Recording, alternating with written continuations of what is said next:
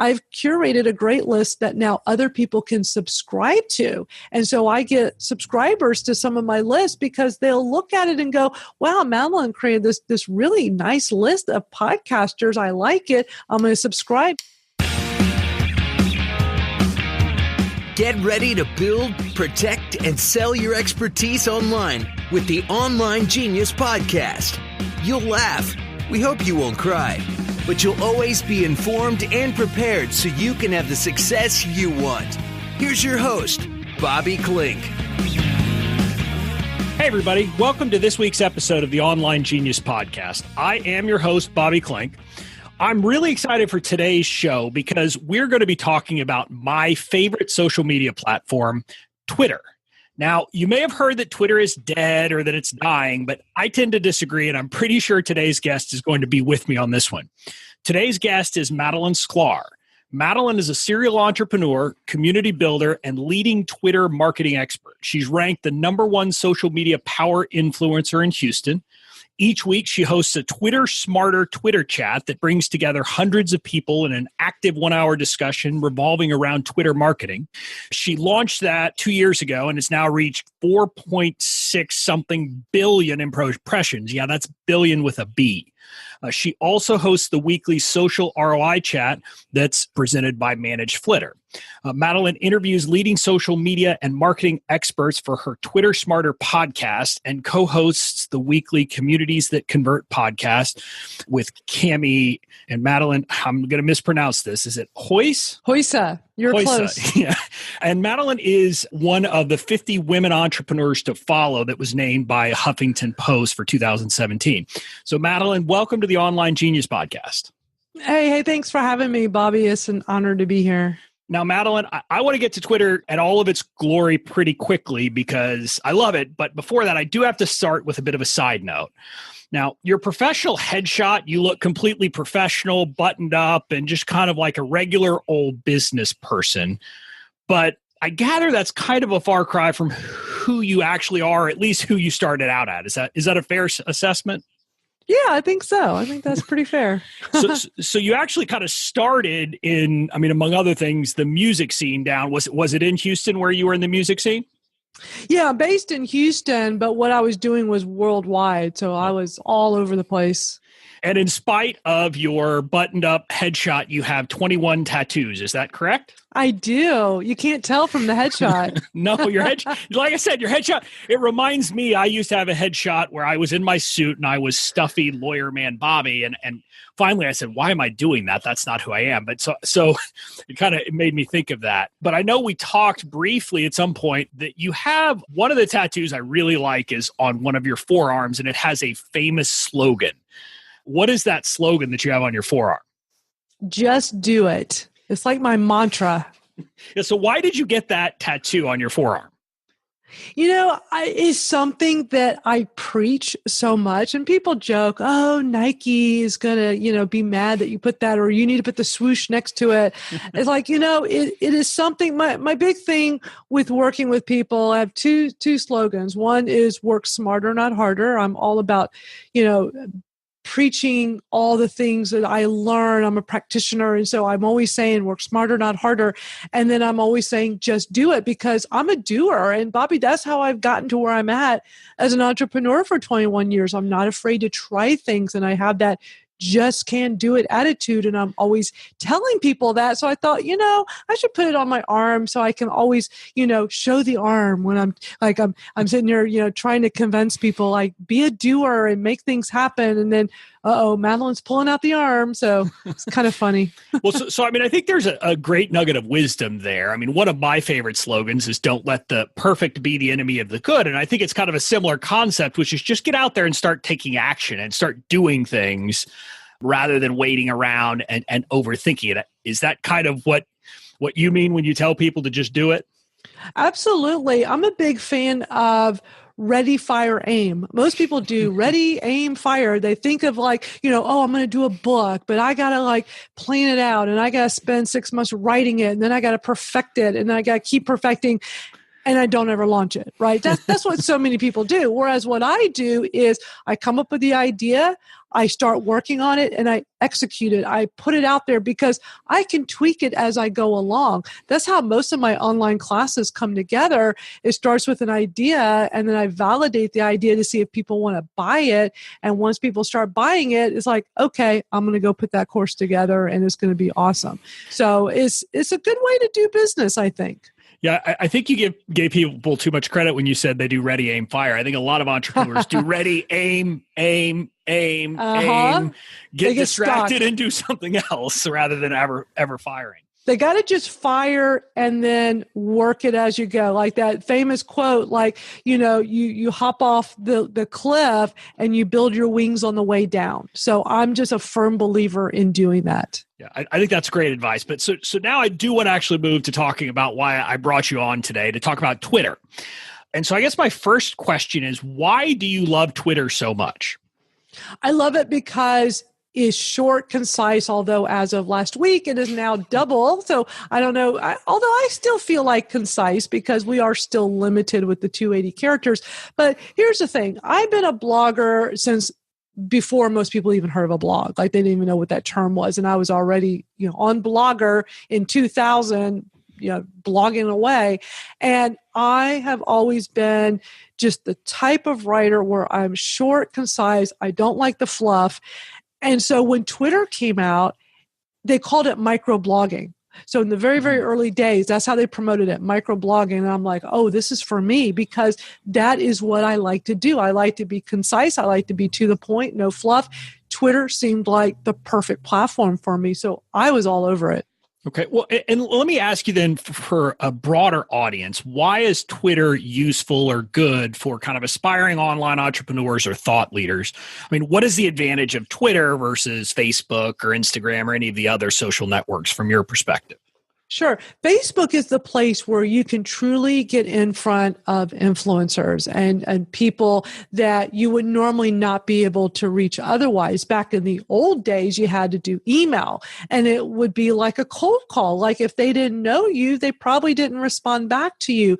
But with social media, it gave us this ability to get in front of people and have great connections. And Twitter is the one platform where people feel very open and free in a public place and public forum to have discussion. So you have the ability to chat with rock stars and famous authors and actors and just people of influence across the world if they're out there tweeting. Like you have that ability to get in front of them and converse. I've conversed with so many amazing people that normally you would not be able, like pre-Twitter, I would never have been able to have a conversation with them. So I think Twitter is a great place for that.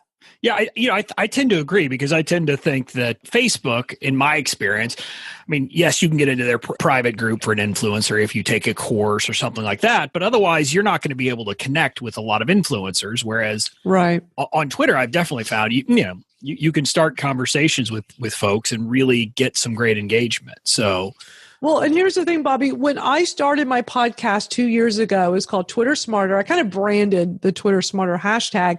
I started with a podcast, and I wanted to just basically interview the top social media marketers. I mean, I'm talking the Mari Smiths, the Kim Garst, the Pat Flynn's, all the big names in social media, and have them come on my podcast and just for 10 or 15 minutes share their insights. I used Twitter. They didn't know me at the time. And I used Twitter. I sent a tweet to all of them, inviting them, and they all said yes. Wow. It was amazing. That is amazing. By the way, it's almost like you read my mind because where I was going to go next was actually to talk about your podcast, which I stumbled upon, I think it was about 2 or 3 months ago. And I love it. And I've gone back and listened to almost all of it. And so what I would tell people is if you're interested in actually going deeper and learning about Twitter, listen to the Twitter Smarter podcast because there's some gold on there. I love that essentially you start by asking all of your guests, what is your best tip for Twitter? That's basically how you start each interview, right?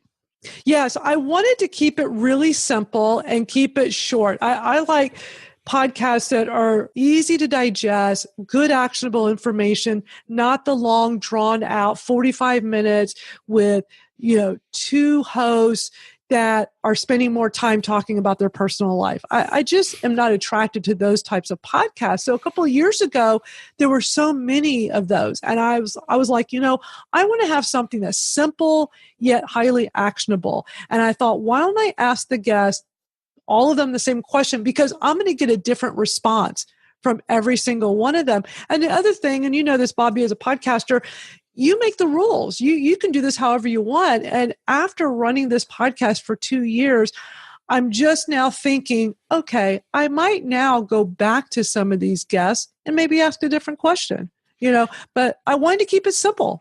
Yeah. So in 2 years of asking that question to different guests, and this is what I loved about listening to the show, you haven't run out of good advice from folks.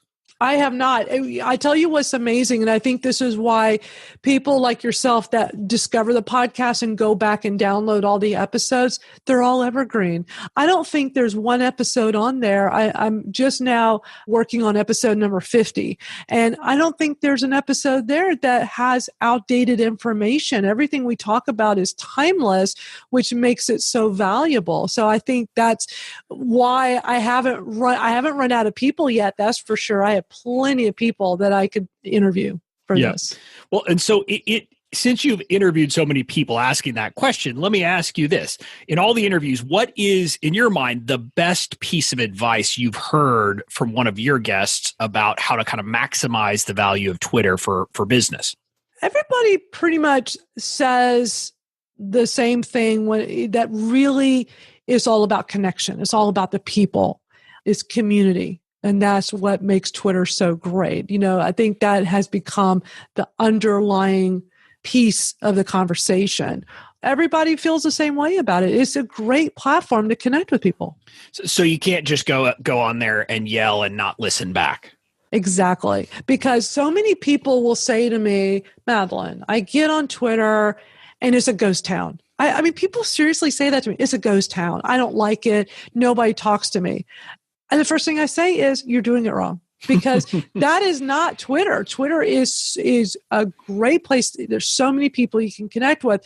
So what that tells me is they're doing that one-way push. They're just tweeting out all about themselves and not taking the time to listen and be part of the big community of Twitter. So I wanted to transition now and ask you some questions about, I think, two parts of Twitter that a lot of people, when they first start out, overlook.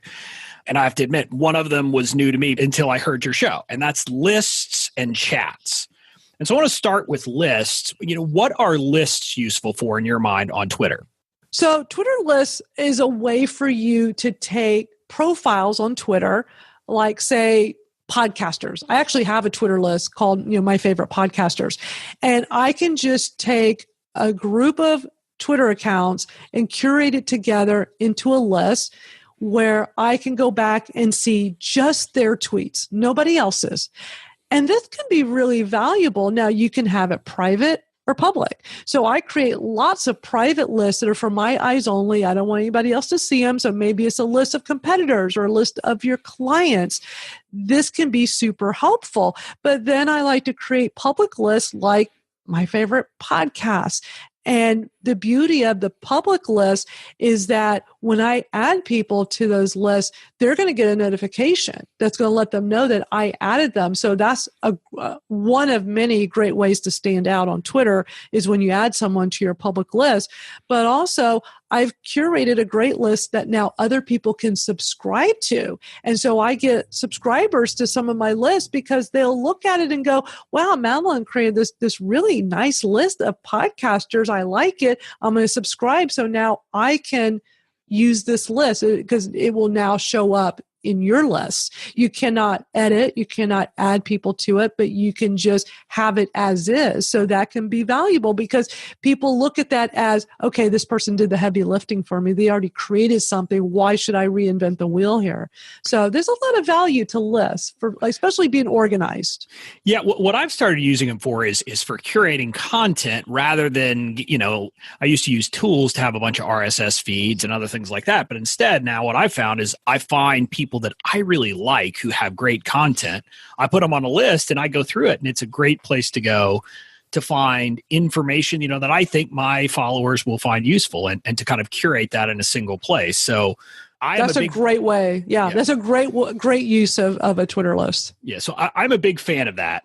But now I want to move to chats, which I think, again, maybe I'm crazy, but I think they're a bit more obscure. Maybe you can tell me I'm nuts on that. But, like I said, I have to admit, I'd never heard of Twitter chats until I stumbled upon your podcast. So why don't you tell listeners, what is a Twitter chat? Yeah, so a Twitter chat is a way to bring people together on Twitter. It's usually once a week for an hour, and it all revolves around the hashtag. It is all about the hashtag. So when I host my Twitter Smarter, it's every Thursday at 1 o'clock Eastern, 10 o'clock Pacific.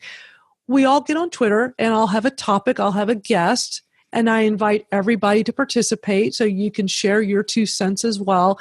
We gather on there, and you have to put the hashtag in your tweet. If you don't put the hashtag in, we're not going to see it, because we've all collectively have said, hey, we're going to be on Twitter at this day and this time, and we're going to have a conversation.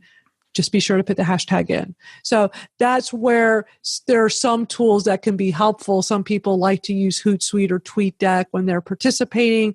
I use a website called TweetChat, is tweetchat.com. And the beauty is you put in the hashtag, and when it's during that 1 hour span of the chat, it will just bring up all the tweets in real time, and you can just sit back and watch the whole conversation happening before you. And there's a box at the top where you can type in your tweet. And the best thing about it, it will put the hashtag in for you, because when you're new to Twitter chats, your biggest challenge is remembering to put the hashtag in. And I can't tell you how many times there's someone new that comes on the chat at the beginning, and they're like, hey, at Madalyn Sklar, I'm here at Pound Twitter Smarter. I'm so excited to be here. It's my first chat. And then we don't hear from them until the very end of the chat. And there'll be this, OMG, I've been tweeting and y'all didn't see it because I forgot to put Pound Twitter Smarter in my tweet. So I love tweetchat.com because it'll do it for you. It puts the hashtag in for you. You don't have to think about it. And that's a big plus, because some of these chats can move very, very fast. My Twitter Smarter, it moves at lightning speed. And so every little thing can help. So just that little thing of putting that hashtag in for you saves you the worry of having to remember. What I understand is one of the hardest parts for Twitter chat is often finding a good list of kind of good chats that people might want to join. Right. And that is true, because there's really not one directory that has every Twitter chat. There's a few of them out there, but they don't always stay up to date, because Twitter chats can change so rapidly. So what I recommend is you go on Google, you put whatever the topic is, and put Twitter chat on the end. So if you're into fishing, put fishing Twitter chats and see what comes up. And from there, that will probably lead you to some resources, which will lead you to more, and so on and so on. Also, just go to Twitter and type it in the search and see what you find. I put together a list of the top social media and marketing Twitter chats. So if people would like to check that out, just go to my website, madalynsklar.com/chat list, just one word, chat list, and that'll take you to a listing. And I update it, I review it and update it from time to time. And I'm always encouraging people to send me Twitter chats that they think would fit for this list. And so, and word of mouth is another way to find out about Twitter chats. That is all great advice.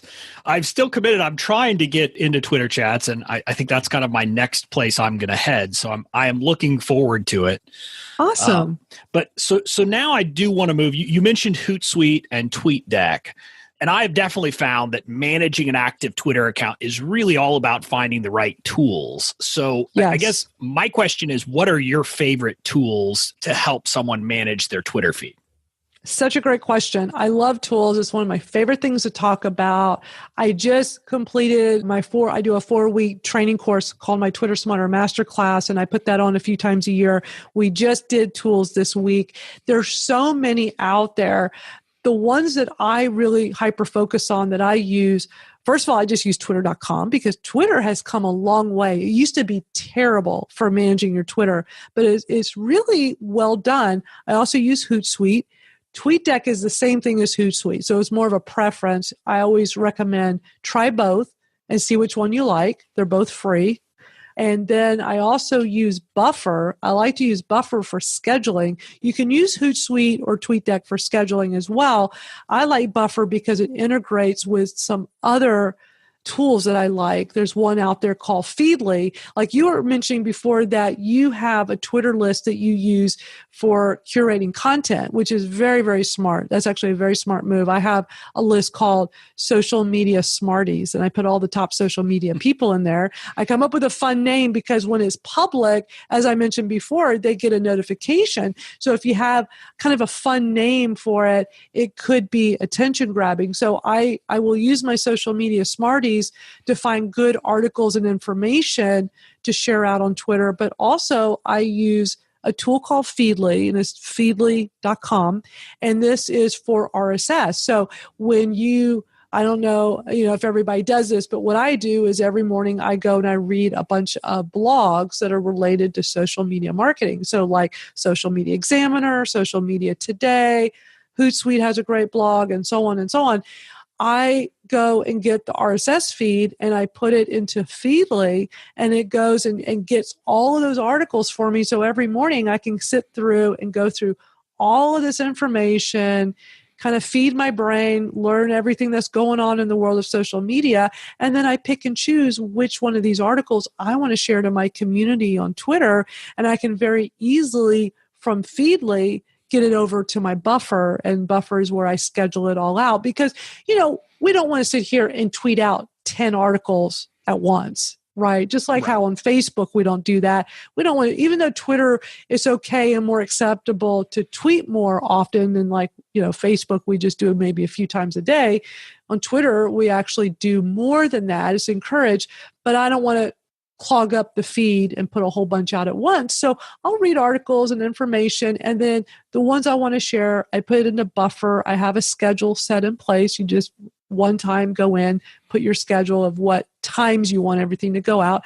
And now I have a whole day's worth of tweets that will go out throughout the day. And people are always wowed by that. They're like, wow, Madalyn, you're on Twitter 24/7. It's like, well, no, I schedule information. I don't ever schedule in engagement, the conversation. So some people out there are very against automation of any kind. I think automation, when used properly, and we like to say automation in moderation.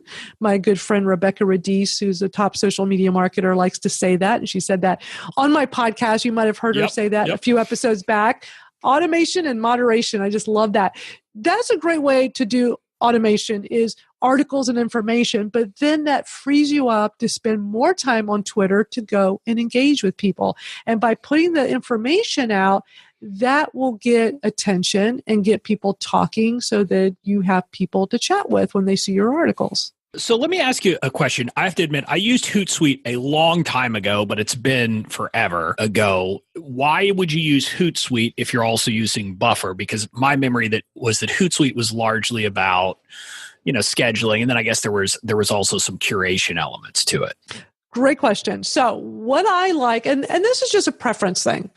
What I like with Hootsuite, first of all, I was using it back in the very, very early days. So back even before scheduling was a thing. And then they were like one of the first to offer scheduling. Buffer had not even started yet. I was all in on Hootsuite. And then years later, when Buffer came out, I just, like I said, like the integration. So what I use Hootsuite for today is largely with listening. And we call that, social listening. So with Hootsuite, and TweetDeck is identical, you have columns, and you'll have all these columns on your screen, and you can put whatever you want into there. So with mine, I will have all of my different Twitter lists. So rather than going to Twitter and looking at my list one at a time, which can become very timely and tedious, I can pull up my Hootsuite, and I'm on a big iMac. So I can actually fit 5 columns on my screen. When I'm on my laptop, it's usually 3 or 4. But just by viewing that many columns at once, I can very quickly and easily scan to see what are the different conversations, what's being talked about, what articles are people sharing, is super fast and easy. So that goes back to my work smarter, not harder. That is how I do it, by using Hootsuite for the listening. And this is strictly on the browser. Their mobile app is awesome, but on the mobile app, it's no different than just being on Twitter and viewing your list one at a time. But when you're on a browser, it is really cool to just sit here and have all of that right in front of you. That's a reason to do it. So, I mean, it's hilarious because I always listen to people and everybody seems to have a different set of tools they use. And I'm like everybody else. I use multiple. I use Meet Edgar for kind of evergreen posts that are scheduled. I use Crowdfire for finding content to post, because I don't know if you've ever used Crowdfire. I originally used it to manage followers, but now they've kind of, that piece is no longer very useful in my view. But they have this great, now they basically give me this list every day that says, hey, here are some things that we think based on, your previous thing that you might be interested in. And the great thing is they automatically created a list for me, which is actually pretty good. And it adds more and more people based upon the things that I share, which I've enjoyed. And then I use Managed Flitter now for managing my followers, which I know you enjoy Managed Flitter as well. Oh yeah. Managed Flitter is great. So I use Managed Flitter for managing, but also the way you're using Crowdfire is how I'm also using Managed Flitter. I can do all that there as well, where I can say, okay, I put like, I'll say Social Media Examiner as an example, because that is a great Twitter account with a lot of my people, the people that I would want to connect with, fellow social media marketers. And I can go in there in Managed Flitter and say, okay, go search for people that follow this account that have at least 5,000 followers themselves. Like, I can give it all these different parameters, and it's going to spit out a list that I can then go back to every day, and it keeps getting updated. And I find that to be helpful. And for my evergreen, Get Edgar is great. I use Social Jukebox. So that's a nice alternative, because Edgar is great. They were the first one to do the evergreen content scheduling. They're a little pricey though. And so Social Jukebox is a nice alternative. It does the same thing, but at a much more reasonable cost. And I interviewed their CEO, Tim Fargo, who is a great guy with a great story. I have wanted to change either to Social Jukebox, or there was a couple other ones. I think there's Smarter Q out there. The thing that stops me is I have all of this content built up in Edgar, and it's like, oh, do I really want to take the time? And a lot of it's silly. A lot of it's just promotional stuff, which I probably need to change out anyway. But, a lot of it is my evergreen content. And it's probably one of those things. It's kind of like moving every once in a while is good, because you have to spring clean. I should probably do that. But Social Jukebox allows you to save. And I don't know if Edgar does this, but that is a nice feature they have, a Social Jukebox, where you can actually export out your different folders. I'm pretty sure that's not available on Meet Edgar. That keeps you there. Yeah, it does. And actually, I got in on Edgar pretty early, so I think it's cheaper for me than for a lot of people, but it's still more expensive than the alternatives. But one thing I did want to ask about is, a lot of people like Facebook because Facebook advertising is a pretty effective way to reach people. I have never found that Twitter advertising or promotions work, but I just wanted to ask you, have you ever found or heard from anyone that Twitter ads or Twitter promotions actually are useful and kind of valuable to building a business? Good question. I have not personally had great success with Twitter ads. I don't think Twitter advertising has really evolved the way Facebook has. Facebook advertising is really good, and you can really hone in and get that right audience. You can do that with Twitter advertising, but it has always fallen flat for me. And at first, I thought it was just me. I thought, okay, well, maybe it's just, but I've worked with other clients where I've handled their Twitter advertising, and it just seems to be consistently flat. And I've talked to other marketers, and they share the same sentiment. Now, here's the thing that's interesting. Twitter just started a new advertising campaign. It is in a beta. It went from a super private beta, and I got to do it over the summer, and now it's in a public beta, but you have to be invited to do it. And it's interesting. So what they're doing is very much mirroring what Facebook does with the promoted posts. You know how promoted posts, there's not much thought. You put what dollar amount. Now you can finally put in, the target. I mean, they used to have no targeting for that, which was terrible. But, you get a little bit you can do with it. Well, what Twitter is doing is for $99, they're going to take your first 10 tweets of the day. You cannot control it. It is just regular tweets. It cannot be replies or retweets or polls. It just regular tweets you put out, and it's going to promote them. And it's a basically run on autopilot. You don't have to do anything but give us $99 a month, and we're just going to get you more exposure. I tried it for a month.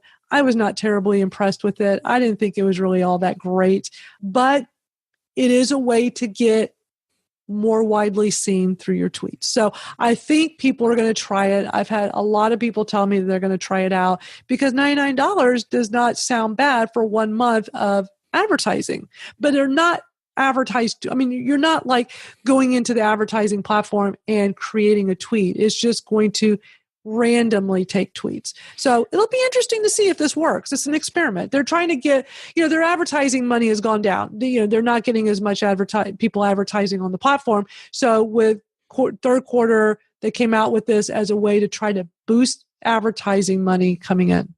It's funny that you mentioned that because I had been seeing emails for this.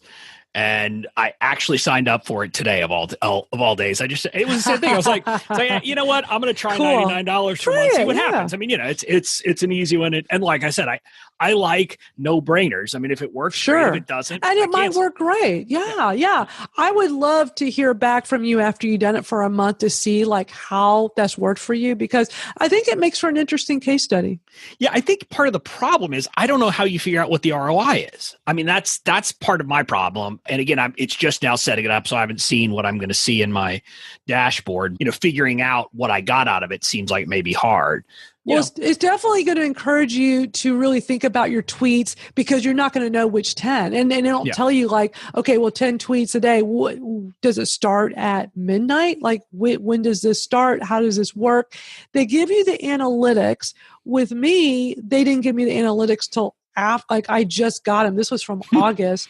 I just got the analytics, and all I got was 4 items: people reached, followers gained, profile visits, and tweets promoted. Like that's all it wasn't much.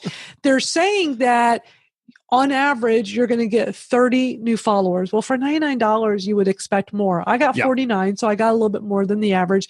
And they're also saying you can expect to get at least 30,000 people reached. And I did hit right at 30,000. So I got the average there. I think for $99 to try it and see, because it is on autopilot, and that, hey, not having to do the work, but get the exposure. That's not a bad thing if it works. Right. And that's, I said, I put something in my calendar to make sure to check it and see how it's working, but I thought it was worth a try. So, Madalyn, this has been fantastic. I feel like there's been a lot of good advice and actionable advice for listeners, but I just want to ask you kind of one quick final question. And that's that, like, I'm a planner by nature, and I like to think of action that I can take in about 5 minutes a day. So what advice would you give to listeners of things they could do in 5 minutes a day to improve their Twitter practice or their Twitter game? Oh, I love this. Well, I'm a firm believer that you can truly spend 5 or 10 minutes every single day working on Twitter and boosting your presence. So I have what I call my Twitter secret sauce. And this goes right into, spending just a few minutes each day. Number one, just be consistent.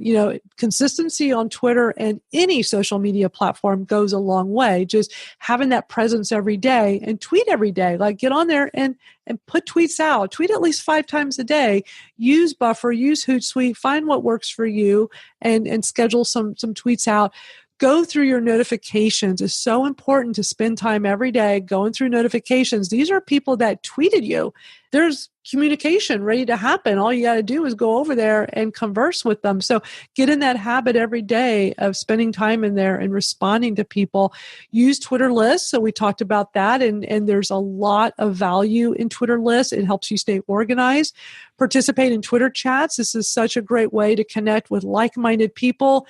This takes some time because a chat is typically an hour long. But if you can go and participate in 1 to 2 chats a week, you're going to be completely blown away. If you go, what I always tell people is go take a snapshot of your analytics, go over to your twitter.com, and in the pull down menu, when you're in there, you can click on your analytics. So go take a little snapshot of that to see where you're currently at, and then go get on a couple of Twitter chats, and then go check your analytics. A month later, you're going to be pleasantly surprised at the level that you've achieved just by being out there, being visible, being present. And the last thing is engage, engage, engage. It is so important to engage with people on Twitter, like what we were talking about earlier in this podcast. If you just tweet out stuff, that's not enough. You got to actually spend time listening and engage. So if you do all of these items and just spend a few minutes a day doing these, and then go out and try to find some Twitter chats and do that each week, you're going to see a big boost. Madalyn, thank you for that advice. I think that listeners should take that and take it to the bank, because I think everything you said there is fantastic and will help them. So why don't you tell listeners where they can get in touch with you and how they can connect with you to get more information? And I know you've got some courses you offer, and kind of how they can learn more from you if they want to do that. Absolutely. The best place to reach me is through my website, MadalynSklar.com. And of course, Twitter. On Twitter at Madalyn Sklar. I am on there all the time. And I do have classes. You can reach my classes by going to MadalynSklar.com/classes. This last bit of advice where I was giving you my Twitter secret sauce, I actually put together a free mini class. It literally takes you 30 minutes or less to go through, with some articles and a few videos walking you through each of those items. So if you guys would like to check that out, just go to MadalynSklar.com/secret sauce. So one word, secret sauce, it'll get you right to it. Madalyn, thank you. And listeners, you should definitely take Madalyn up on that. And also, like I said before, if you want to learn more about Twitter, listen to her podcast, Twitter Smarter, which is just fantastic and will get you a ton of information, a lot more than we could ever cover in one episode. So that's it for today's show. Stick around after the break. You'll get my legal lesson where I'll be talking about issues related to social media and the law, which kind of makes sense in light of this interview with Madalyn. But otherwise, it's been great, Madalyn. Thank you very much. Thanks, Bobby. And now for today's legal lesson. Yay! Hey there. So Madalyn really is fantastic, and she knows her stuff when it comes to Twitter. I don't know about you, but I loved that interview. I loved the information she gave. I was not just being nice when I told you should listen to her podcast. You really should. I have learned a ton from it. I learned about the idea of a Twitter chat from her. I participated in my first one recently. It was loads of fun. Gave me great exposure to people, and had some results of, all of a sudden my engagement went up and all those things. So you really should consider it if you are on Twitter. It's a great way to make connections. So I would suggest listen to her stuff and follow her advice when it comes to Twitter, because it is fantastic stuff. Now, in today's lesson, we're going to discuss a legal issue that doesn't just apply to Twitter. It applies to all social media. And it's an issue that a lot of people don't think about in the context of social media, and that is publicity rights or personality rights. Now, what this concept has to do with is that as a general matter, every person, you, me, and celebrities as well, have the right to control their name, image, and likeness, and to choose what it's associated with. So what that means in the context of social media is that you have to be careful about certain things, okay? Now, you need to be careful not to apply or not to imply that a celebrity or a celebrity within your field, say if you're in the online entrepreneurship space, a famous online entrepreneur, you have to be careful not to imply that they endorse you or your product without their permission. And so that means in social media, for example, you can't tweet out that they are using your product unless they give you permission. Because if you do that, you are using their name, their image,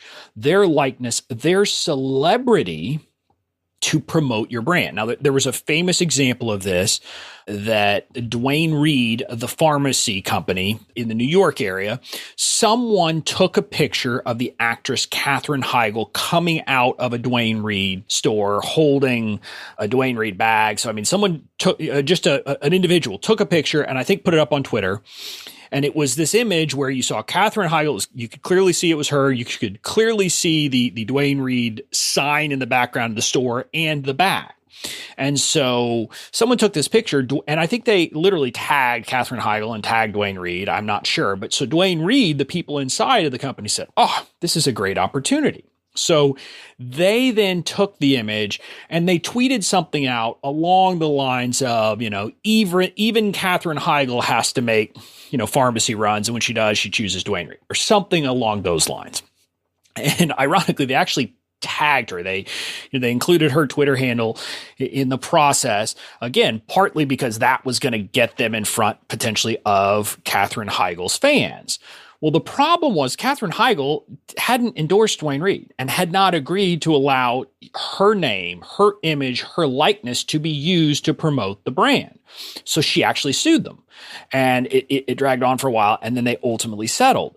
But that gives you a quick idea of the kind of thing that could get you in trouble about implying an endorsement. Because, again, everybody, so even me, even Bobby Clank of Your Online Genius, I have the right to control whether you say I support you or that I endorse your brand. You can't say that or imply it without my permission. And again, normally in most cases, you obviously are going to have to pay for it if it's a celebrity. But it's an important thing that you need to keep in mind as you're engaging in your social media. And there are kind of sub issues with it. So in Twitter, for example, there's nothing wrong with me promoting a famous person's podcast. For example, I listen to the Amy Porterfield podcast, her online marketing made easy. So from time to time, if there's a great episode, I will tweet something out, promoting that. I'm not promoting anything about my brand. I promote her and tag her, and that's fine. And so, for example, if you want to promote me in this podcast, feel free to promote, the podcast, me, et cetera, on social media and tag me. I have no problem with that. But what you have to be careful about is trying to just tag a famous person for the purpose of getting getting important information to you. So, for example, I'm in various Facebook groups and I've participated in conversations with some of these, top name online entrepreneurs, influencers, important people, and had back and forth. And they've, said, oh, that's a great idea or things like that about things I'm thinking about. But I couldn't then go on to Twitter and say, oh, hey, I was talking to at so-and-so who said that and then, put in the name of a lead magnet I have is a great idea and everybody should get it. Because again, then what I'm doing is I'm using that celebrity's name, image, and likeness to promote my product. Now, if they give me permission to do it, fine. But unless they give you that permission and it's express, you cannot do that. And it applies to testimonials, not just to famous people, but anybody. So you have to be careful about that. And you also need to be careful on places other than Twitter, for example, about tagging people. And you need to look at the terms of service of each social media site. Facebook, for example, essentially doesn't allow you. You're not supposed to be tagging people for the purpose of getting in front of their brands. Again, if you're in a conversation with them, if you're on, in a private Facebook group of their followers and, you tag them to try to get them to answer your question, that's fine. But I will have I have some friends on Facebook who I have seen post, things along the lines of, hey, if you tag me to get in front of my viewers or in front of my fans, I am going to unfriend you. So people are doing this. And so don't do that. Number one, it's a violation of the terms of service of Facebook, but it's also using the name, image, and likeness of a person without their permission to promote your own brand. And that you simply can't do. So that's the important thing today in today's legal lesson. I'm going to keep it short, but that's it. You need to think about that issue and not trying to promote your brand on social media by using someone else's celebrity or notoriety. So avoid that at all costs.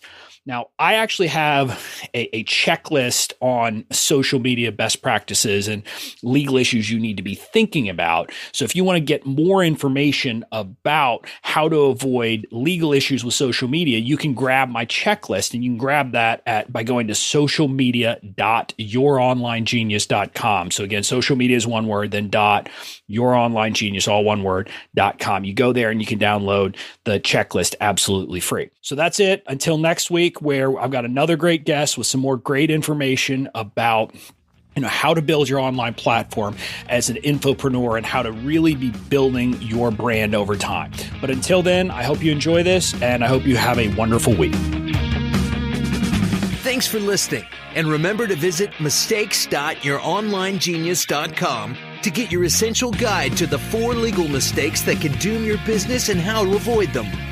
Join us next week for another episode to expand your online genius and your success.